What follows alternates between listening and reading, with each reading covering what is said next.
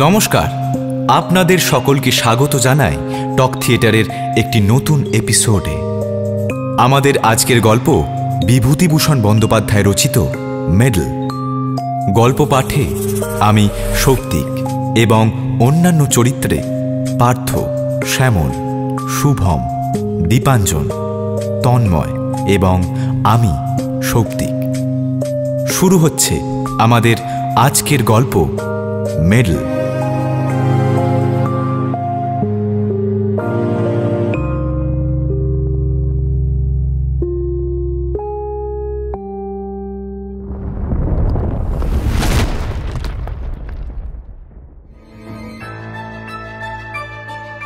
কয়েক বছর আগে এ ঘটনা ঘটেছে, তাই আমার এখন মনে হয় এ ঘটনা মিথ্যে। আমারই কোনো রকম শারীরিক অসুস্থতার জন্য হয়তো ভুল দেখে থাকব বা ওই রকম কিছু, কিন্তু আমার মন বলে তা নয়। ঘটনাটা মিথ্যে ও অবাস্তব বলে উড়িয়ে দেওয়ার কোনো কারণ ঘটেনি। আমার তখনকারের অভিজ্ঞতাই সত্যি। এখন যা ভাবছি তাই মিথ্যে। ঘটনাটি খুলে বলা দরকার। প্রসঙ্গক্রমে গোড়াতেই বলে রাখি যে গত 10 বছরের মধ্যে আমার মন ও মস্তিষ্ক একদম সুস্থ এবং যে সময়ের কথা বলছি এখন থেকে বছর 4 আগে তখনও সুস্থ ছিলাম। আমার স্কুল মাস্টারের জীবনে অত্যাশ্চর্য বা অবিশ্বাস্য কিছু দেখিনি। আর 5টা স্কুল মাস্টারের মতোই অত্যন্ত সাধারণ ও একঘেয়ে রুটিন বাঁধা কর্তব্যের মধ্যে দিয়েই দিন কাটিয়ে চলেছি আজ বহু বছর। সে বছর বর্ষাকালে গরমের ছুটির কিছু পরে ক্লাসে পড়াচ্ছি। এমন সময় একটা ছেলে আর একটা ছেলের হাত কাড়াকাড়ি করে কি যেন কেড়ে বা ছিনিয়ে নিচ্ছে। আমার চোখে পড়ল। আমি ওদের অমনোযোগিতার জন্য ধমক দিতে অন্য একটি ছেলে বলল, স্যার স্যার কামিককে সুধীরের মেডেল কেড়ে নিচ্ছে। কিসের মেডেল? কার মেডেল? সুধীর নামের ছেলেটি দাঁড়িয়ে উঠে বলল, আমার মেডেল স্যার। অন্য ছেলেটির দিকে চেয়ে বললাম, ওর মেডেল তুমি কেড়ে নিচ্ছিলে কামিক্ষে? কামিক্ষে ওরফে কামাক্ষাচরণ মৌলিক নামক ছেলেটি বলল, নিচ্ছিলুম না স্যার, দেখতে চাইছিলুম, তাও দেবে না বলছে। তা ওর মেডেল যদিও না দেয় তোমার কেড়ে নেওয়ার কি অধিকার আছে? বসো, আর রকম করবে না। কথা শেষ করে সুধীরের দিকে তাকিয়ে ক্লাসের ছেলেদের পরস্পরের মধ্যে ভ্রাতৃভাব ও সখ্য থাকার ঔচিত্য সম্পর্কে কিছুটা বক্তৃতা দেবার পর খানিকটা কৌতূহলের সাথে জিজ্ঞাসা করলাম, কই কি মেডেল দেখি, কোথায় পেলে মেডেল? ভেবেছিলাম আজকাল কলকাতার পাড়ায় পাড়ায় যে সমস্ত ব্যাডমিন্টন খেলা, সাঁতারের কিংবা দৌড়ের প্রতিযোগিতা হয়ে থাকে তারই কোনো কিছুতে সুধীর হয়তো 4র্থ স্থান অধিকার বা ওই ধরনের কোনো সাফল্য লাভ করে একটা ছোট্ট আধুলির মতো মেডেল পেয়ে থাকবে এবং সম্পূর্ণ স্বাভাবিক সে সেটা ক্লাসের 5 জনকে গর্ব করে দেখাতে চাইবে। এমনকি এই অছিলায় ক্লাস শুদ্ধ হেডমাস্টারের কাছে দলবদ্ধ হয়ে একবেলার জন্য ছুটিও হয়তো চাইতে পারে।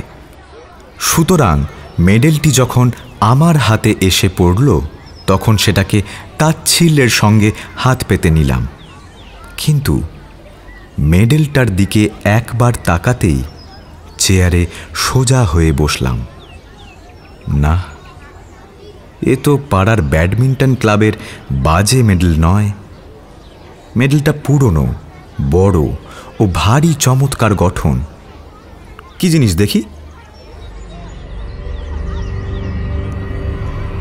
মেডেলের গায়ে কি লেখা রয়েছে আধ অন্ধকার ক্লাসরুমে ভালো করে পড়তে পারলাম না। ও পিঠ উল্টে দেখি মহারানী ভিক্টোরিয়ার অল্প বয়সের মূর্তি খোদাই করা। পকেটে চশমা নেই, মনে হলো অফিস ঘরের টেবিলে ফেলে এসেছি। ইতিমধ্যে অনেকগুলি ছেলে ভিড় করেছে আমার চেয়ারের চারপাশে মেডেল দেখবার জন্য। তাদের ধমক দিয়ে বললাম, যাও বসোকে সব, ভিড় করো না এখানে। একটা ছেলেকে বললাম, কি লেখা আছে মেডেলের গায়ে পড়ো তো। ক্লাস 4-এর ছেলে অতি কষ্টে ধীরে ধীরে পড়ল। ক্রাইমিয়া সেভাস্টোপল ভিক্টোরিয়ার রেজিনা। ওই পিঠে sergeant SP. পার্কিন, 6th dragon guards, 1854 সাল। দস্তুর মতো অবাক হয়ে গেলাম। ক্রাইমিয়ার যুদ্ধের সময় সেভাস্টোপোলের রণক্ষেত্রে কোনো সাহসের কাজ করবার জন্য এই মেডেল দেওয়া হয়েছিল ইংল্যান্ডের সামরিক দপ্তর থেকে ড্রাগন গার্ডস সৈন্যদলের সার্জেন্ট পার্কিনসনকে। এ তো সাধারণ জিনিস মোটেই নয়। Crimea, Sevastopol, charge of the light brigade, কিন্তু কলকাতার নীলমণি দাস লেনের সুধীর সাহার কাছে সে মেডেল কোথা থেকে আসে? এদিকে এসো। এই মেডেল কোথায় পেয়েছো? ওটা আমার স্যার। তোমার তা তো বুঝলাম, পেলে কোথায়? আমার দাদু দিয়েছেন স্যার। আচ্ছা, তোমার দাদু কোথায় পেয়েছিলেন জানো? হ্যাঁ জানি স্যার, আমার দাদুর বাবার কাছে এক সাহেব জমা রেখে গেছিল। কিভাবে? আমাদের মদের দোকান ছিল কিনা স্যার, মদ খেয়ে টাকা কম পড়লে ওটা বাঁধা রেখে গেছিল, আর নিয়ে যায়নি, দাদুর মুখে শুনেছি। হিসেব করে দেখলাম 86 বছর উত্তীর্ণ হয়ে গিয়েছে সেই বছরটি থেকে, যে বছরে সার্জেন্ট পার্কিনসন, সে যেই হোক, এই মেডেল পায়। তখন তার বয়স যদি 20 বছর হয়ে থাকে, এখন তার বয়স হওয়া উচিত 106। সুতরাং সে মরে ভূত হয়ে গেছে কোন কালে।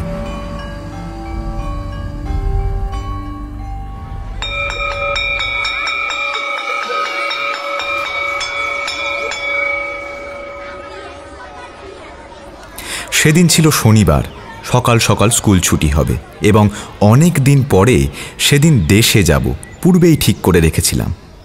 আমার এক গ্রাম সম্পর্কে জ্যাঠামশাই ইতিহাস নিয়ে নাড়াচাড়া করেন, বেশ পড়াশুনো আছে, গ্রামেই থাকেন।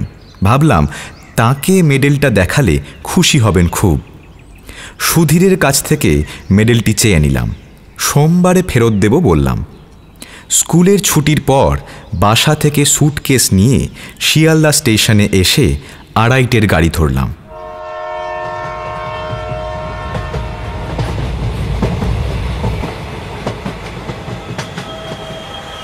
দেশের স্টেশনে যখন নামলাম তখন বেলা 5:30। 2 মাইল রাস্তা হেঁটে বাড়ি পৌঁছতে প্রায় সন্ধ্যা হয়ে গেল। সন্ধ্যার আগেই হয়তো পৌঁছতে পারা যেতেও, কিন্তু আমি খুব একটা জোরে হাঁটিনি। ভাদ্র মাসের শেষ, অথচ বৃষ্টি তত বেশি না হওয়ায় পথঘাট বেশ শুকনো খটখটে। পথের ধারের বর্ষা শ্যামল গাছপালা চোখে বড়ই ভালো লাগছিল অনেক দিন কলকাতাবাসের পরে। তাই জোরে পা না চালিয়ে আস্তে আস্তে হেঁটে আসছিলাম। এখানে প্রথমেই বলি, আমার বাড়িতে কেউ থাকে না। পাশের বাড়ির এক বৃদ্ধা আমি গেলে রান্না করে দিয়ে আসতেন বরাবর। আমার এক বাল্যবন্ধু বৃন্দাবন অনেক বছর ধরে বিদেশে থাকে। পিসিমার মুখে শুনলাম আজ দিন 15 হলো বৃন্দাবন বাড়ি এসেছে, শুনে বড় আনন্দ হলো।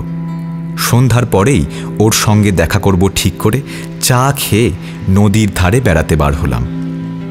যাবার সময় স্যুটকেসটা খুলে মেডেলটা পকেটে নিয়ে নিলাম, বৃন্দাবনকে দেখাবো বলে।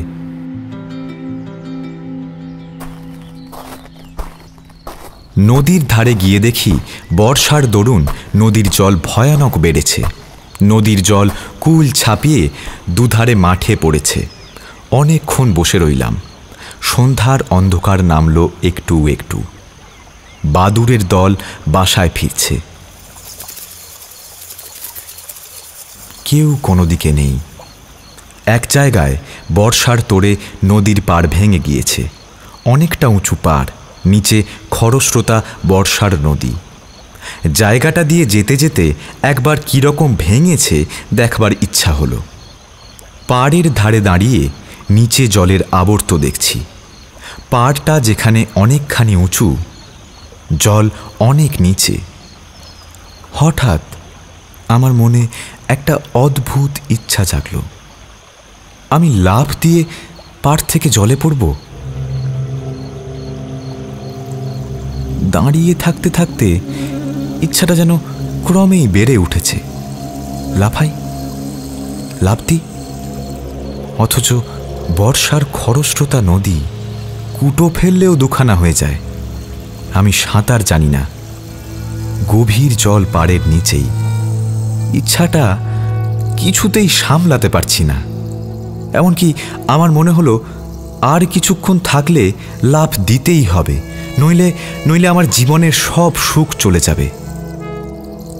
তাড়াতাড়ি নদীর পাড় থেকে একরকম জোর করেই চলে এলাম, কারণ যেন মনে হচ্ছিল এরপর আমার আর যাবার ক্ষমতা থাকবে না। পা দুটো যেন ক্রমশ শীষের মতো ভারী হয়ে উঠছে। এরপর ওই বিপজ্জনক নদীর পাড় থেকে পা দুটোকে নাড়াবার ক্ষমতা চলে যাবে আমার।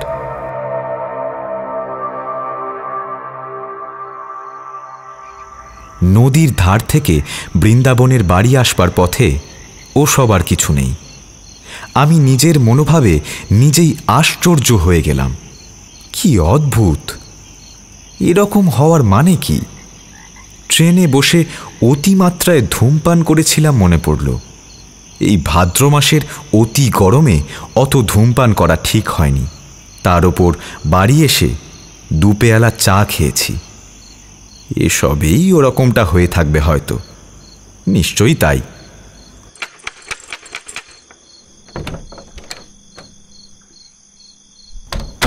বৃন্দাবনের বাড়ি গেলাম। বৃন্দাবনকে অনেক দিন পর দেখে সত্যি আনন্দ হলো।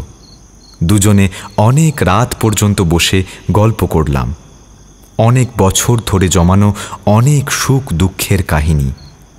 বড় গরম আজ, কোথাও একটু হাওয়া নেই। ভাদ্র মাসের গুমোট গরম। বৃন্দাবন বলল, চল ভাই, ছাদে গিয়ে বসে গল্প করি, তবু একটু হাওয়া পাওয়া যাবে। তুই আমাদের এখানে খেয়ে যাবি, মা বলে দিয়েছেন। তোদের বাড়িতেও খবর দেওয়া হয়েছে, বুঝলি? দুজনে ছাদে উঠলাম। বাড়িটা দোতলা। দোতলার ছাদের উপর একখানা মাত্র ঘর আছে।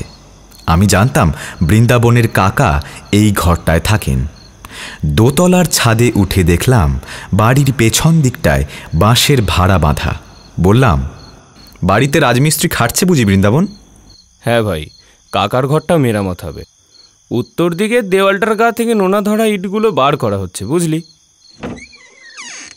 বৃন্দাবন দোতলার ঘরটায় ঢুকল। আমার কিন্তু মনে কেমন একটা অস্থির ভাব। খানিকক্ষণ ঘরের মধ্যে গল্প করে আমি একটু জল খেতে চাইলাম। বৃন্দাবন জল আনতে নিচে নেমে গেল। আমি ছাদে পায়চারি করতে লাগলাম। ছাদে কেউ নেই, অন্ধকার ছাদটা।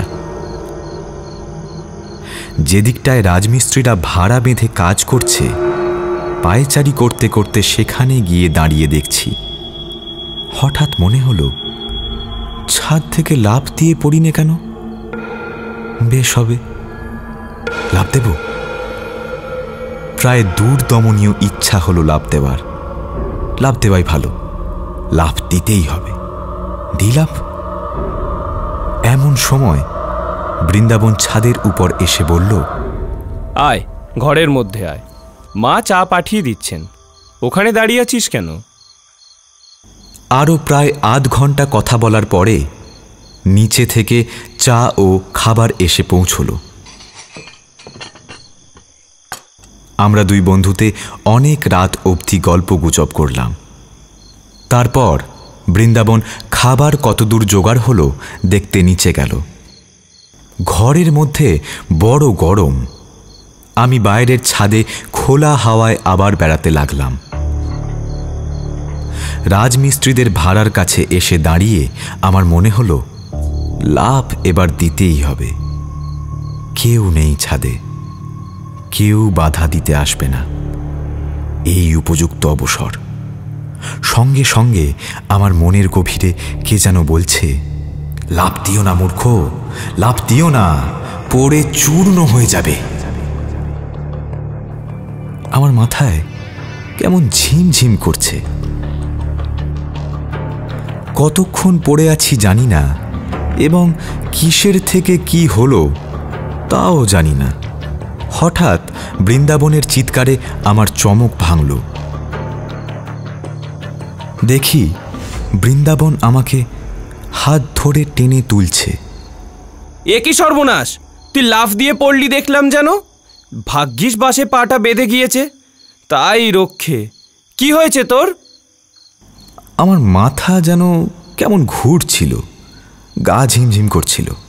বৃন্দাবনকে বললাম, আমি ভাই কিছুই জানি না। বৃন্দাবন ঘরের মধ্যে নিয়ে গিয়ে আমাকে শুইয়ে দিল। সকলে বলল ট্রেনে আসার জন্য আর গরমে শরীর খারাপ হয়ে আমি পড়ে গেছিলাম। আমি জানি মাথা ঘুরে আমি পড়ে যাইনি, লাফ আমি ইচ্ছা করেই দিয়েছিলাম। তবে ঠিক যে সময়টাতে আমি লাফ দিয়েছি সেই সময়ের কথা আমি অনেক চেষ্টা করেও কিছুতেই মনে করতে পারলাম না। বিছানায় শুয়ে বেশ সুস্থ বোধ করলাম। পাশ ফিরতে হঠাৎ যেন কি শক্ত জিনিস বুকের কাছে ঠেকল। পকেটে হাত দিয়ে দেখি সুধীরের সেই মেডেলটা। আশ্চর্য, এটার কথা একেবারে ভুলেই গিয়েছিলাম। বৃন্দাবনকে সেটা দেখালাম। ওদের বাড়ির সকলে মেডেলটা হাতে করে ঘুরিয়ে ঘুরিয়ে দেখল। রাত্রে নিজের ঘরে এসে শুয়ে পড়লাম। আমার বাড়িতে কেউ নেই বর্তমানে, একাই থাকি এক ঘরে। একটা জিনিস লক্ষ্য করছি, যখন থেকে বৃন্দাবনের বাড়ি থেকে বার হয়ে পথে পা দিয়েছি তখন থেকেই কেমন এক ধরনের ভয় করছে আমার। বাড়িতে যখন ঢুকলাম তখন ভয়টা যেন বাড়ল। একা ঘরে কতবার এর আগে শুয়েছি, এমন ভয় হয়নি কোনোদিন। না, শরীরটা মনে হচ্ছে সত্যিই খারাপ। শরীর খারাপ থাকলে মনও দুর্বল হওয়া স্বাভাবিক। আলো নিভিয়ে শুয়ে পড়লাম। আমার মাথার কাছে একটা বড় জানলা। সেই জানলা দিয়ে বাড়ির পেছনের বন বাগান চোখে পড়ে। বেশ জ্যোৎস্না উঠেছে, কৃষ্ণপক্ষের একাদশীর জ্যোৎস্না। হাওয়া আসবে বলে জানলা খুলে রেখেছি। কতক্ষণ ঘুম হয়েছিল জানি না, ঘণ্টা খানেকের বেশি হবে না। হঠাৎ ঘুম ভেঙে গেল।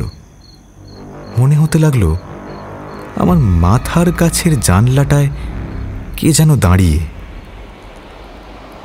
যেন মাথা তুলে সেদিকে চেয়ে দেখলেই তাকে দেখা যাবে।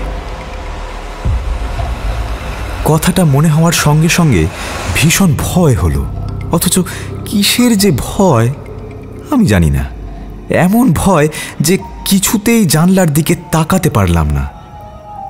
চোখে না দেখলেও আমার বেশ মনে হলো জানলার গড়াদে দুটো হাত রেখে কে যেন দাঁড়িয়ে আছে। জ্বলন্ত চোখে সে আমার দিকে চেয়ে রয়েছে। আমি ওদিকে তাকালেই দেখতে পাবো। প্রাণপণে চোখ বুজে শুয়ে রইলাম, কিছুতেই তাকাবো না। ঘুমাবার চেষ্টা করলাম, কিন্তু ঘরের মধ্যে কোথাও কি ইঁদুর পচেছে। কিসের পচা গন্ধ, যেন আয়োডিন, লিন্ট, মলম প্রভৃতি উগ্র গন্ধের সাথে পচা ক্ষতের গন্ধ মেশানো। এতকাল বাড়িতে থাকা নেই, যার উপর বাড়িঘর পরিষ্কার রাখার ভার, সে কিছুই দেখাশোনা করে না বোঝা গেল। কে যেন আমার মনের ভেতর বলছে, চেয়ে দেখ, তোর মাথার দিকের জানলায় চেয়ে দেখ না। ঘরের চারিধারে কিসের যেন একটা প্রভাব কোনো অমঙ্গলজনক, হিংস্র, উগ্র, অশান্ত ধরনের ব্যাপারটা ঠিক বলে বোঝানো যাবে না। আমি যেন ভয়ানক বিপদগ্রস্ত। সে এমন বিপদ যা আমাকে মরণের দৌড় পর্যন্ত পৌঁছতে পারে, এমনকি সে দৌড়ের চৌকাঠ পার করে অন্ধকার মৃত্যুপুরীর হিম শীতল নীরবতার মধ্যে ডুবিয়ে দিতেও পারে। আমি চাইব না, কিছুতেই চাইব না মাথার দিকের জানলার দিকে, কিন্তু যে প্রভাবই হোক আমার ঘরের মধ্যে দেওয়ালের এপিঠে তার অধিকার নেই। বহুকাল ধরে পূর্বপুরুষেরা বাস্তু শালগ্রামের অর্চনা করেছেন এ ঘরে। এর মধ্যে কারও কিছু ঘটবে না। আমার মনটাই যেন আবার এই কথাগুলো বলল আমাকে। অন্ধকার রাতে একলা ঘরে মন কত কথা কয়। জানলার ধারে কি যেন একটা শব্দ হলো, অদ্ভুত ধরনের শব্দটা। কে যেন জানলার গর্দের উপর টোকা দিয়ে আমার দৃষ্টি আকর্ষণ করতে চাইছে। একবার, দুবার, তিনবার ভয়ে আমার বুকের মধ্যে ঢিপ ঢিপ করতে লাগলো। কাউকে ডাকবো চিৎকার করে, একবার চেয়ে দেখবো জানলার দিকে জিনিসটা কি। হঠাৎ আমার মনে পড়ল একটা ধারি বেজি অনেক দিন ধরে বাইরের দেওয়ালে কড়িকাঠের খোলে বাসা বেঁধে আছে। আজ বিকেলেও সেটাকে একবার দেখেছি। জানলার উপরকার কাঠে সেটা পোকামাকড় কি জোনাকি ধরেছে, এ তারই শব্দ। কথাটা মনে হতেই মনের মধ্যে সাহস আবার ফিরে এলো। উফ, ঘাম দিয়ে জ্বর ছেড়ে গেল যেন। শরীর অসুস্থ থাকলে কত সামান্য কারণে ভয় পায় মানুষ। পাশ ফিরে এবার ঘুমাবার চেষ্টা করলাম স্বস্তির নিঃশ্বাস ফেলে, কিন্তু আমার এ ভাব বেশিক্ষণ স্থায়ী হলো না। এ ধারণা আমার মন থেকে কিছুতেই গেল না যে আজ আমি রাত্রে একা নই, আরও কে একজন এখানেই আছে। নিদ্রাহীন চোখে সে আমার উপর খড় দৃষ্টি দিয়ে পাহারা রেখেছে। আমায় সে নিরাপদে বিশ্রাম করতে দেবে না আজ। বারবার ঘুম আসে, আবার তন্দ্রা ছুটে যায়, অমনি জেগে উঠি। কিন্তু চোখ চাইতে বা বিছানার উপর বসতে সাহস হয় না। আর সেই শব্দটা মাঝে মাঝে জানলার গড়াদের উপর থেকে শুনি। খুব মৃদু কড়াঘাতের শব্দ, যেন শব্দটা বলছে, চেয়ে দেখ, পেছন ফিরে জানলার দিকে চেয়ে দেখ। ঘামে দেখি বিছানা ভেসে গেছে। ভাদ্রের গুমোট গরম কিনা। এই অবস্থায় ভোর হলো, দিনের আলো ফুটল।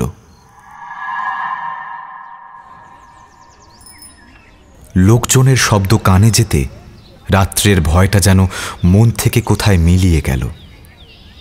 নিশ্চিন্ত মনে বেলা 9টা পর্যন্ত পড়ে পড়ে ঘুম দিলাম।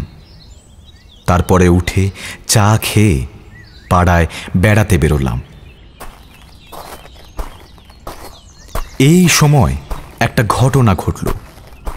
আমি তার বিশেষ কোনো মূল্য দিইনি, কিন্তু পরে সব কথা মনে মনে আলোচনা করে সেটা ভারী আশ্চর্য বলেই মনে হয়েছিল। ও পাড়ার পথে আমার সেই জ্যাঠামশায়ের সঙ্গে দেখা। তাকে দেখাবার জন্য আমি মেডেলটা কাল রাত্রেই সঙ্গে নিয়ে বেরিয়েছিলাম, কিন্তু বৃন্দাবনের বাড়িতে নিমন্ত্রণের জন্য তার সঙ্গে দেখা করতে পারিনি।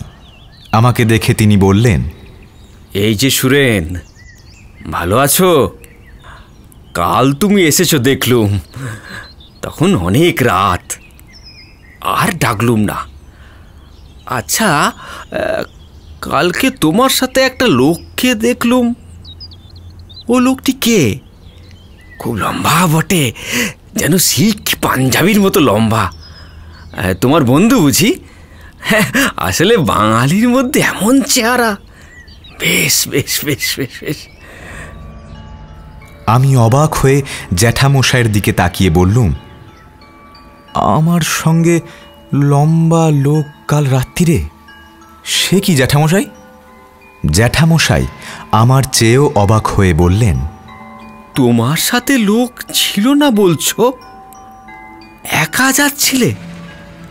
আমার চোখের দৃষ্টি একেবারে কি খারাপ হয়ে যাবে বাবা? হ্যাঁ। আমি হেসে বললুম, তাই হবে জ্যাঠামশাই। চোখে কিরকম ঝাপসা দেখে থাকবেন, বয়স হয়েছে, আমার সঙ্গে কেউ ছিল না।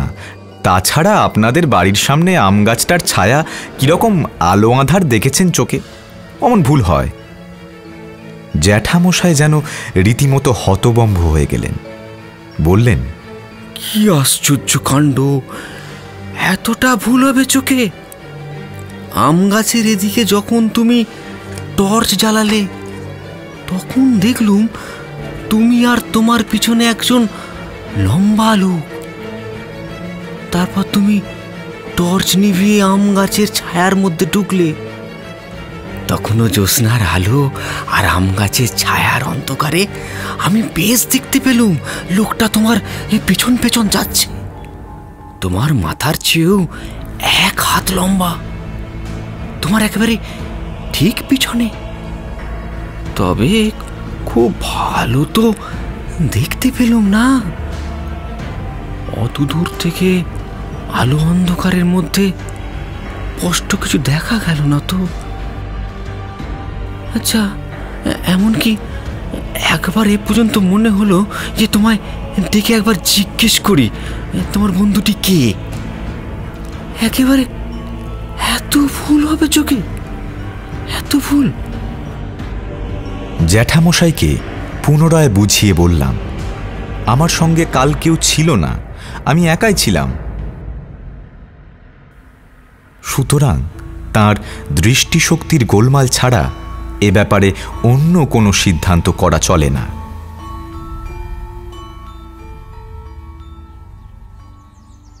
সারা দিন বৃন্দাবনের সাথে আড্ডা দিয়ে কাটানো গেল। গতকাল রাত্রের ভয়ের ব্যাপার দিনের আলোয় এত হাস্যকর বলে আমার নিজের মনে হলো যে বৃন্দাবনকে সে কথাটা বলিও নি। রাত্রের ট্রেনে কলকাতায় ফিরব। বৃন্দাবনের বাড়ি থেকে চা খেয়ে বাড়ি এসে স্যুটকেসটা নিয়ে স্টেশনের দিকে রওনা হয়েছি। তখনই সন্ধ্যার বেশ অন্ধকার নেমেছে। বাউড়িপাড়ার বড় বাগানটার মধ্যে দিয়ে আসছি। বাগানটা পার হতে প্রায় 5-6 মিনিট লাগে। মস্ত বড় বাগান। বাগানের ঠিক মাঝামাঝি এসে হঠাৎ পিছন ফিরে চাইলাম কি ভেবে। সঙ্গে সঙ্গে আমার সারা দেহে যেন বিদ্যুৎ খেলে গেল। আচমকা আমার সর্বশরীর কাঠ হয়ে গেল। কে ওটা ওখানে দাঁড়িয়ে? রাস্তা থেকে একটু পাশে আগাছার জঙ্গলের মধ্যে আধো অন্ধকারে এক অদ্ভুত মূর্তি, খুব লম্বা। তার মাথায় ঘোড়ার বালমচির মতো সেই এক লম্বা ধরনের টুপি, পাতলা লোহার চেন দিয়ে থুতনির সাথে বাঁধা। ছবিতে গোরা সৈনিকদের মাথায় যে ধরনের টুপি দেখা যায়। মূর্তিটা যেন নিশ্চল নিষ্পন্দ অবস্থায় আমার দিকে চেয়ে দাঁড়িয়ে। আমার কাছ থেকে মাত্র 10 গজ কি তারও কম দূরে। মরিয়ার মতো আরেকটু এগিয়ে গেলাম। এই ভয়ানক কৌতূহল আমাকে চরিতার্থ করতেই হবে। যেন মূর্তি নড়ে না, যেন নিশ্চল পাথরের মূর্তি। কিন্তু বেশ স্পষ্ট দেখছি 7-8 গজ দূরের মূর্তিটা। আর ঘোড়ার বালমচির মতো লম্বা টুপি ও ইস্পাতের চেনের স্ট্র্যাপ স্পষ্ট দেখতে পেলাম। আমার পা ঠক ঠক করে কাঁপতে লাগলো। সারা দেহ কেমন যেন অবশ হয়ে আসছে। মাথাটা হঠাৎ বড় হালকা হয়ে গিয়েছে। বোধহয় আর আধ মিনিট এভাবে থাকলে মূর্ছিত হয়ে পড়ে যেতাম। কারণ সেই ভীষণ মূর্তিটার মুখোমুখি আমি দাঁড়িয়ে। আমার পা দুটো বেজায় ভারী হয়েছে। নাড়বার উপায় নেই মূর্তির সামনে থেকে। কিন্তু ঠিক সেই সময় বাউড়ি বাগানের পথে কারা লণ্ঠন নিয়ে ঢুকলো। 2-3 জন লোকের গলার আওয়াজ শুনে আমার সাহস ফিরে এলো। আমি ওদের চিৎকার করে ডাক দিলাম। ওরা ছুটে এলো। আমায় ওখানে বনের মধ্যে দেখে ওরা খুব আশ্চর্য হয়ে গেল। ওখানে কি বাবু, কি হয়েছে? তারপর লণ্ঠন তুলে ওরা আমার মুখ দেখে বলল, ও আপনি, কি হয়েছে আপনার? মুখ একেবারে সাদা ফ্যাকাশে হয়ে গিয়েছে। ভয়টাই পেলেন নাকি? বট বাগানের জায়গাটা ভালো নয়, বুঝলেন? সন্ধ্যার পর এখানে অনেকে ভয় পায়। ওদের লণ্ঠনটা যখন উঁচু করে তুলে ধরল, সেই আলোয় দেখলাম সামনের মূর্তিটা তখনও সেখানে ঠিক সেই রকম দাঁড়িয়ে।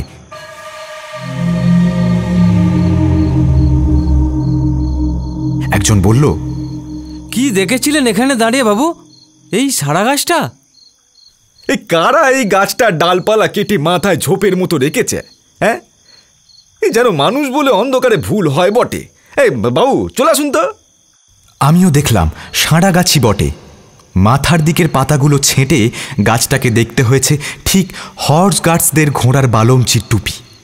লোকের চোখে কি ভুলই হয়। কাল আমি আবার জ্যাঠামশাইকে চশমা নিতে বলছিলাম, ভেবে লজ্জা হলো মনে মনে। তিনি বৃদ্ধ লোক, তার চোখের ভুল তো হতেই পারে। আমারই যখন এই অবস্থা। ওরা আমায় আলো ধরে স্টেশনে পৌঁছে দিল।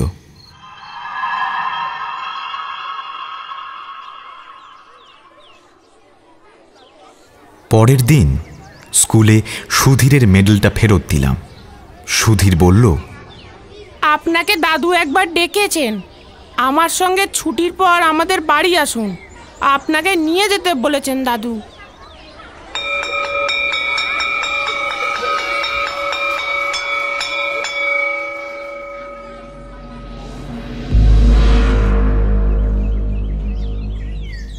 সুধীরের দাদু বললেন, যাক, আমার বড় ভয় হয়ে গিয়েছিল মাস্টার বাবু। সুধীরের কাছ থেকে মেডেলটা দেশে নিয়ে গিয়েছেন শুনলাম কি না? আপনার দেশের ঠিকানাটা তো জানতুম না, জানলে একটা তার করে দিতুম। ও মেডেলটা আমার বাবাকে একজন গোড়া সৈন্য দিয়ে যায়। আমি তখন জন্মাইনি। মাথা দিয়েছিল আর উদ্ধার করতে পারেনি। বেজায় মাতাল আর গোয়ার ছিল লোকটা।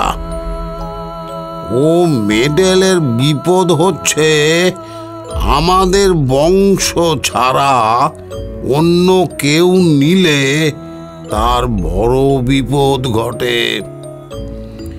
আমার এক ভগ্নিপতি একবার কিছুতেই শুনতে চাইলে না। অনেক কাল আগেকার কথা। বাড়ি নিয়ে গেল মেডেল দেখাতে। সেই দিনই সন্ধ্যায় ছাদ থেকে পড়ে মারা গেল। মৃতদেহটার পকেট থেকে মেডেলটা বেরুলো। আমি কলের পুতুলের মতো শুধু বললাম, ছাদ থেকে পকেটে মেডেল পাওয়া গেল? হ্যাঁ মাস্টার বাবু, আমার নিজের ভগ্নিপতি। মিথ্যা কথা তো বলবো না। আজ 27-28 বছর আগের কথা। ওটা আরো 2-1 নিয়েছে, তখনই ফেরত দিয়ে গিয়েছে। বলে রাতে ভয় পায়, গা ছমছম করে, কে যেন পেছনে ফলো করছে বলে মনে হয়। ও বাইরের লোকের সহ্য হয় না, প্রাণ পর্যন্ত বিপন্ন হয়। তাই ভাবছিলাম একটা তার করে দেব।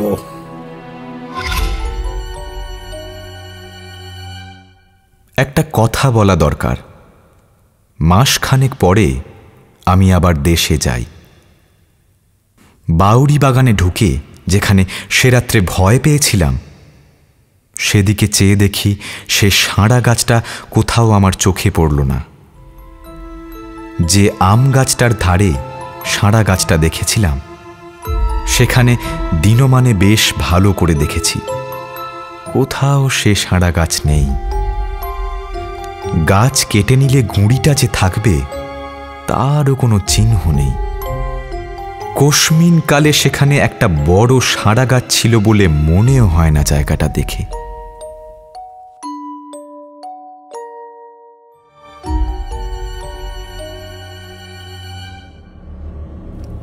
আপনারা এতক্ষণ শুনছিলেন বিভূতিভূষণ বন্দ্যোপাধ্যায় রচিত মেডেল। গল্পটি যদি আপনাদের ভালো লেগে থাকে তাহলে অবশ্যই লাইক, শেয়ার, কমেন্ট এবং চ্যানেলটিকে সাবস্ক্রাইব করবেন। শুনতে থাকুন টক থিয়েটার প্রতি শুক্রবার ঠিক রাত ৯টায়। Powered by One Feather entertainment.